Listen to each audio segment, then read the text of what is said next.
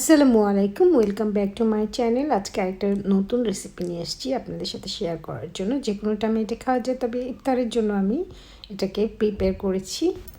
প্রথমে আমি কুটি কুটি করে কাটা পেঁয়াজ ভরা 1 কাপ, আর মুরগির সিনার মাংস ছোট ছোট করে কেটে নেওয়া 1 কাপ, জিরার গুঁড়া আধা চা চামচ, একদমই ফ্রেশ গোলমরিচের গুঁড়া 1 চা চামচ, 3 টেবিল চামচ সয়া সস আর 2 চা চামচ সাদা ভিনেগার, টমেটো কেচাপ ভরা ভরা 5 টেবিল চামচ। টমেটো কেচাপটা একটু বেশি দিতে হবে, কারণ এটার মজাটা টমেটো কেচাপ থেকে আসবে। তারপরে আমি দিয়ে দিলাম 1 টেবিল চামচ সরিষার পেস্ট, লবণটা স্বাদ মতো, আর 1 টেবিল চামচ লেবুর রস। তবে আপনারা চেষ্টা করবেন গোলমরিচের গুঁড়াটা নিজে গুঁড়া করে দিতে। আর তারপরে 3-4টা কাঁচামরিচ কুচি কুচি করে কেটে মিক্স করে দিয়ে দিলাম।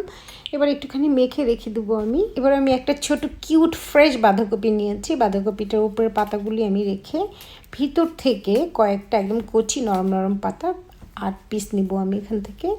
বাঁধাকপি দিয়ে বানানো যে রেসিপি এত মজা, আপনারা যদি বানিয়ে না খান বুঝতেই পারবেন না।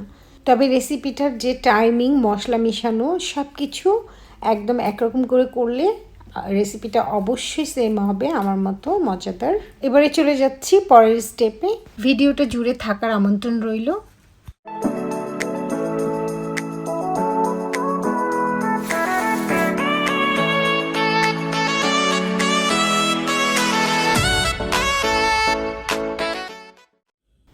এবারে মেখে রাখা চিকেনগুলি ফ্রাই করার জন্য একটা ফ্রাই প্যানের মধ্যে তেল দিয়ে দিলাম, আর চিকেনগুলিও দিয়ে দিলাম। দিয়ে এখন ফ্রাই করব 7 থেকে 8 মিনিট ধরে আস্তে আস্তে নর্মাল লো মিডিয়াম হিটে ফ্রাই করে নিব।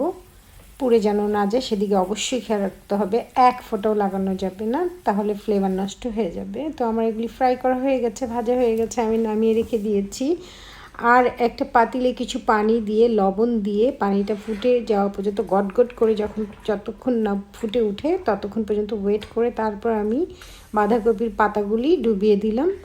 দিয়ে আবার উল্টিয়ে দিলাম একবার, দিয়ে আগুনটা নিভিয়ে দিয়ে 2 মিনিট রেখেছি মাত্র, চুলার থেকে নামিয়ে রেখে। তারপরে 2 মিনিট পরে আমি বাঁধাকপির পাতাগুলো উঠিয়ে নিচ্ছি, নিয়ে একটা স্ট্রেনারের উপরে রাখছি যেন পানিগুলি সম্পূর্ণ ঝরে যায়, পানি থাকা যাবে না।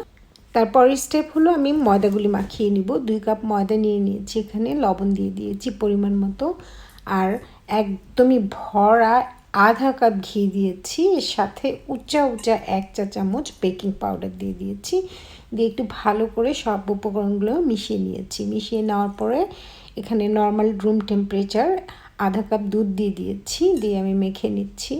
দুধটা দিলাম, আবারও লাগতে পারে, তাই আমি আগে মেখে পরীক্ষা করে নিচ্ছি যে যদি লাগে তাহলে দেব। এবার আমি আবার দিলাম প্রায় 4 টেবিল চামচ, দিয়ে মিশিয়ে নিচ্ছি।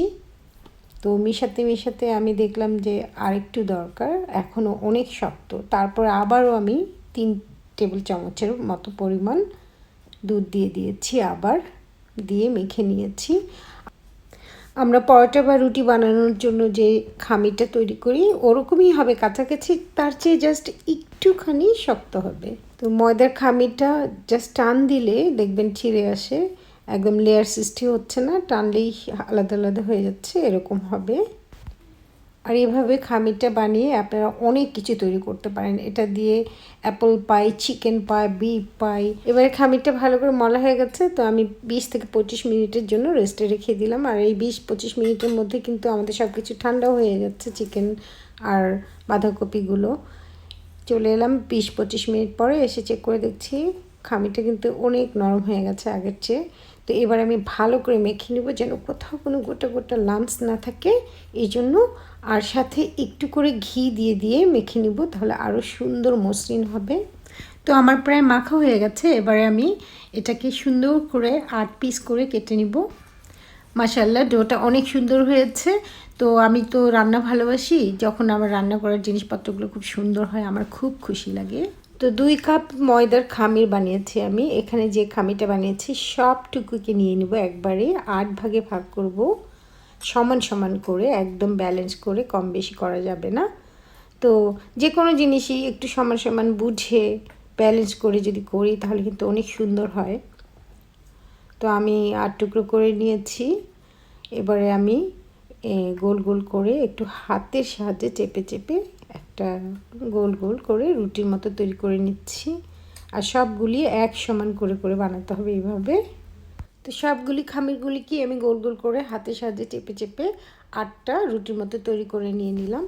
এবার আমি বড় করে একটা রুটির মতো বেলে নিব। তো একটু ময়দা ছিটিয়ে একটা দিয়ে দিলাম, তারপরে একটু ঘি দিয়ে দিচ্ছি, দিয়ে তার উপরে একটা বসিয়ে দিব, দিয়ে আবার একটু ঘি দিব, দিয়ে ঘিটাকে চারিদিকে ভালো করে ছড়িয়ে নিয়ে আবার একটা বসাবো। মোট আমি এভাবে 4টা বসাবো।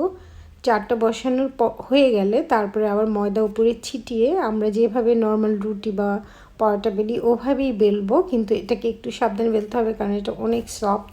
নর্মাল রুটি বা পরোটা বানানোর মতো যে ডোটা ওটা কিন্তু অনেক জোরে প্রেশার করলেও ছিঁড়ে যায় না, কিন্তু এটা ছিঁড়ে যাওয়ার চান্সেস আছে কারণ এটা অনেক সফট আর এটা ওরকম স্টিকির লেয়ার হয় এরকম না। এই ময়দাটা যে খামিটা তৈরি করেছি খামিটা সম্পূর্ণই অন্যরকম, হাত দিয়ে ছোট করে টান দিলেই কিন্তু ছিঁড়ে আসবে কারণ এখন এটা অন্যরকম হয়ে গেছে। এটা দিয়ে অনেক কিছু বানানো যাবে, যে লেয়ার মুচমুচে আমরা যে পেটিস বানাই, পেটিস তারপরে আরও কত কি বানাই না, পাফ পেটিস টাইপের, ওগুলি ডোটা হয়ে গেছে। এটা দিয়ে কিন্তু অনেক ধরনের আইটেম ইচ্ছা করলেই আপনারা বানিয়ে নিতে পারেন। একটু খেয়াল রেখে চারিদিকে ঘুরিয়ে ঘুরিয়ে আবার উল্টিয়ে উল্টিয়ে নিয়ে বড় করে আমরা যে পরোটা বানাই, যে রুটি বানাই, পাতলা রুটিটা আমরা যে হাত রুটিটা সকালে খাই পাতলা পাতলা করে, ওই ততটুকু পুরুত্ব দিলেই চলবে। একদম খুব বেশি পাতলাও না মোটাও না, মিডিয়াম একটা পুরুত্ব থাকবে। হয়ে গেল আমার একটা বিশাল আকারের রুটি। তো এই রুটিটা আমি যেই সাইড থেকে মাপি না কেন 14 ইঞ্চি করে হয়েছে, লম্বা 14 ইঞ্চি। সো আমি বলে দিলাম ইঞ্চিটা এই জন্য যেন আপনাদের বুঝতে সুবিধা হয়। যদি মনে হয় যে কত বড় করব কত পাতলা করব, তখন আপনারা কিন্তু এভাবে বানিয়ে নিয়ে একটা স্কেল দিয়ে মেপে নিতে পারেন বা মেজারমেন্ট যে রিবন আছে ওটা দিয়ে মেপে নিতে পারেন, দেখবেন 14 ইঞ্চি হয়েছে।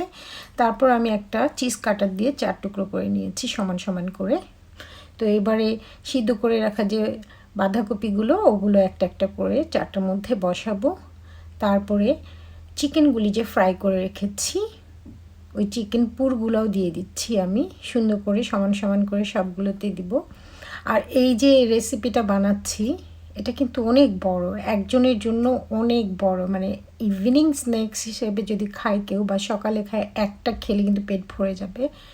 তো এভাবে এক কোণা থেকে পেঁচিয়ে পেঁচিয়ে মিডলে চলে আসব, আর মিডলে আসার পরে যে কোণাটা ধরে একটু টেনে লম্বা করে দিতে হবে, তাহলে সুন্দর হবে। তো প্রতিটাই আমি এইভাবে আগে করে নিচ্ছি পেঁচিয়ে পেঁচিয়ে। তারপরে আমি সেকেন্ড স্টেপে যে দেখাবো যে আমি একটা প্যাচ দিয়েছি, বেঁধে দিয়েছি ইয়ের মতো, বালিশের মতো বানিয়ে মাঝখানে ফিতা দুটোকে বেঁধেছি। তো সেই পর্যন্ত আপনারা যদি ভিডিওটা দেখেন অবশ্যই দেখতে পারবেন। আর বাঁধার পরে কিন্তু অনেক সুইট কিউট একটা কোলবালিশের মতো লাগছিল। তবে এখানে একটা কথা হলো যে আমি যে চিকেনের পুরটা ইউজ করেছি, বাঁধাকপিটা ইউজ করেছি, আর যে শীটটা বানিয়েছি ময়দার, এটা দিয়ে আপনি যে কোনো শেপ দিয়ে যেভাবে বানান না কেন সেম রেসিপিটা যদি ফলো করেন এত মজা হয়। নর্মাল কিছু ইনগ্রিডিয়েন্ট ইউজ করে এত স্বাদ আসে। ফাস্টফুডে তো আমরা খাই, আমাদের কাছে যে একটা টেস্ট, আপনার টেস্ট আসে মুখে, খুব মজা পাই, ওটা তো আসে টেস্টিং সল্ট থেকে। ওরা প্রচুর টেস্টিং সল্ট এবং কিছু মশলা স্পাইস আছে যেগুলো কেমিক্যাল দিয়ে তৈরি করা, এগুলো ইউজ করে, যার জন্য ওদের খাবারগুলি এত মজা হয়, আর আমরা ন্যাচারাল জিনিস ইউজ করছি। তো বানানো হয়ে গেল। এবারে আমি তেল গরম করে নিচ্ছি, একটু 1 চিমটি ময়দা নিয়ে টেস্ট করে দেখছি যে ময়দাটা দেওয়ার পরে ঠাস করে যদি উপরে উঠে আসে, পুড়ে না যায়, তাহলে ভাববেন একদমই পারফেক্ট তেলটা গরম হয়ে গেছে ফ্রাই করার জন্য। তেলটা খুব বেশি গরমও হবে না ঠান্ডাও হবে না, মিডিয়াম হিট থাকবে। 120 ডিগ্রির উপরে উঠতে পারবে না, এর বেশি উঠলে ঠাস করে উপরের স্কিনটা পুড়ে যাবে, লাল হয়ে যাবে, কিন্তু ভিতরে মুচমুচে আর সুন্দর হবে না, সিদ্ধও হবে না। তাই এই জন্য আগুনটা কমিয়ে রেখে মিডিয়াম হিটে আস্তে আস্তে করে 6 থেকে 8 মিনিট ধরে ফ্রাই করে নিতে হবে। এখানে আমি 4টা ফ্রাই করে নিয়েছি, তবে একটা অলরেডি কিন্তু আমি ভেঙে অর্ধেক খেয়েও ফেলেছি। তো আপনাদেরকে দেখাচ্ছি কারণ আমার তো আর হচ্ছে না। এটা এত মজা, আমি জানি না আপনাদের কাছে কতটা ভালো লাগবে, আমার কাছে খুবই ভালো লাগে। এটা আমি বানালে আমি বেশিটা খেয়ে ফেলি সবসময়। আশা করছি আপনারা সেম রেসিপিটা বানিয়ে ট্রাই করে দেখবেন, আর ভালো লাগলে অবশ্যই আমাকে জানাবেন। সাবস্ক্রাইব, লাইক, কমেন্ট, শেয়ার করবেন। আল্লাহ হাফেজ।